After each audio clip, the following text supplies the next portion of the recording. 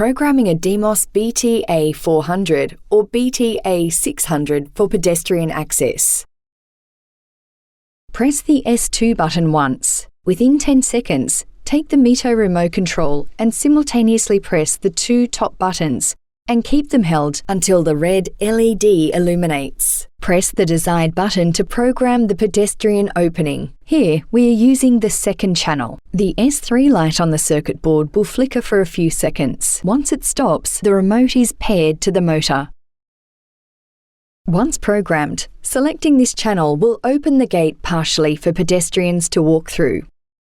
Pressing again will close the gate.